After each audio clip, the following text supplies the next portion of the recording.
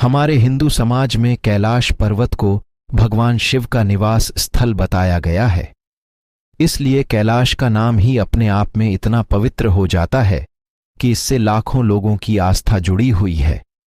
इसके अलावा कैलाश पर्वत बौद्ध और जैन धर्म के लिए भी अति महत्वपूर्ण है।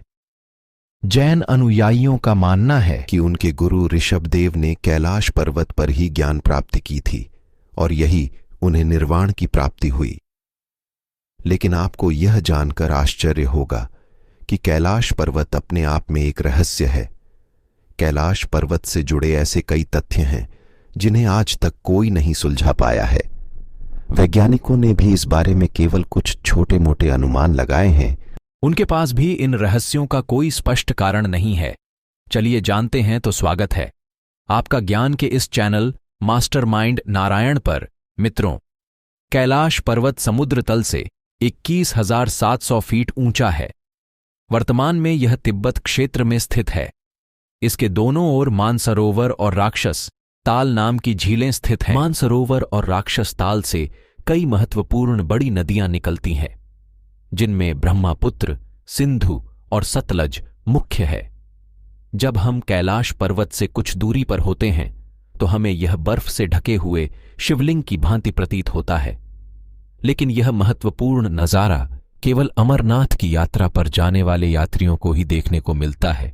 आश्चर्य की बात है कि दुनिया का सबसे ऊंचा पर्वत न होने के बावजूद भी कैलाश पर्वत पर कोई नहीं चढ़ सकता, जबकि दुनिया की सबसे ऊंची छोटी माउंट एवरेस्ट पर आज तक 5,000 से भी ज्यादा लोग चढ़ चुके हैं।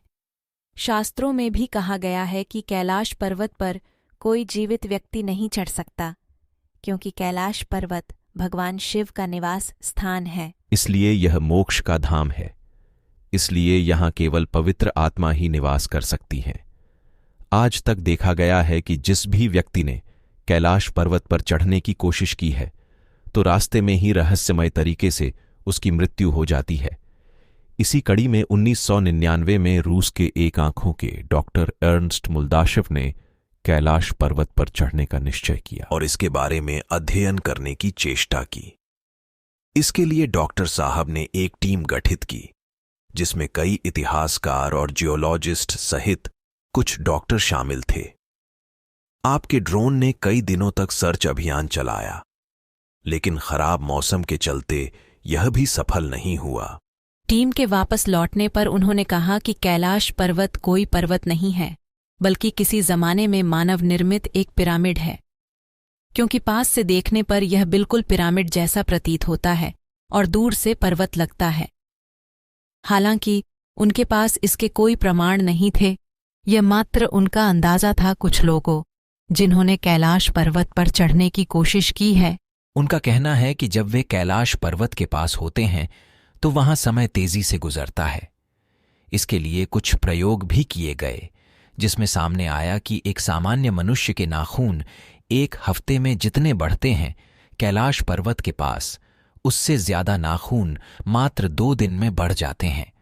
हालांकि पृथ्वी पर तो समय एक समान स्तर माना गया है, इसलिए कैलाश पर्वत पर समय आगे हो ऐसा संभव नहीं है। कई मशहूर पर्वतारोहियों के दलों ने यूं तो बार बार कैलाश पर चढ़ने की कोशिश की है, लेकिन कुछ सालों पहले रूस के एक मशहूर पर्वतारोही ने कैलाश पर चढ़ने की ठानी थी। वह कई दिनों तक पर्वत की ओर चढ़ता रहा, लेकिन जब वह अपने लक्ष्य से थोड़ी ही दूर था, तब बीच रास्ते से ही वह वापस लौट आया। जब उससे वापस लौटने का कारण पूछा गया तो उसने बताया कि जो मेरा लक्ष्य मेरे सामने था और मेरी मंजिल मैं बिल्कुल पास खड़ी थी, तब मेरे शरीर में एक विशेष कंपी छूट गई।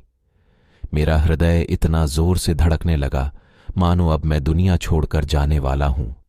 मेरे पैर वहीं रुक गए और मेरी अंतरात्मा बार बार कह रही थी, मुझे अब वापस लौट जाना चाहिए। वैसे तो इतिहास में कोई भी कैलाश पर नहीं चढ़ सका, लेकिन इतिहास में दावा किया जाता है कि 11वीं सदी में एक व्यक्ति ने कैलाश की चढ़ाई की थी। यह तिब्बत के रहने वाला एक साधु मिलारेपा थे। बताया जाता है कि मिलारेपा स्वयं एक साधु थे और अपनी भक्ति दर्शन में ही उन्होंने कैलाश की चढ़ाई की थी।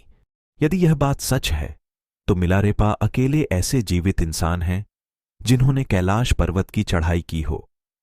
हालांकि खतरे और लोगों की आस्था को देखते हुए सरकार ने सभी लोगों के कैलाश पर्वत पर चढ़ाई की रोक लगा दी है। अमरनाथ की यात्रा करने वाले और कैलाश पर्वत के इर्द गिर्द यही देखा गया है कि इसमें व्यक्ति के जीवित बचने के अवसर कम होते हैं। अमरनाथ की यात्रा करने वाले और कैलाश पर्वत के इर्द गिर्द के लोगों को पर्वत से डमरू और ओम की ध्वनि सुनाई देती है। दिन हो या रात ऐसा प्रतीत होता है कि भगवान शिव लगातार ओम का वाचन कर रहे हैं। वैज्ञानिकों ने भी इस संदर्भ में कारण पता लगाने की कोशिश की तो उन्हें भी कोई स्पष्ट कारण नहीं मिला। हालांकि बाद में यह कहा गया कि शायद यह इसलिए है कि ठंडी हवाएं जब पर्वतों से टकराती है तो वह कोई ध्वनि परिवर्तित करती है, इसलिए लोगों को डमरू की आवाज आने का आभास होता है। शास्त्रों में कैलाश पर्वत को ब्रह्मांड का केंद्र माना गया है और वैज्ञानिक मत के अनुसार भी कैलाश पर्वत पृथ्वी का केंद्र है। एक ओर उत्तरी ध्रुव स्थित है जबकि दूसरी ओर दक्षिणी ध्रुव। इन दोनों के मध्य में हिमालय पर्वतमाला है और हिमालय पर्वतमाला का केंद्र कैलाश पर्वत है। शास्त्रों में कैलाश पर्वत को अक्षमुंडी भी कहा गया है, यानी वह स्थान जहां आकाश धरती से आकर मिलता है। इसके साथ ही कैलाश पर्वत ही वह स्थान है जहां 10 दिशाओं का आपसी मिलन होता है।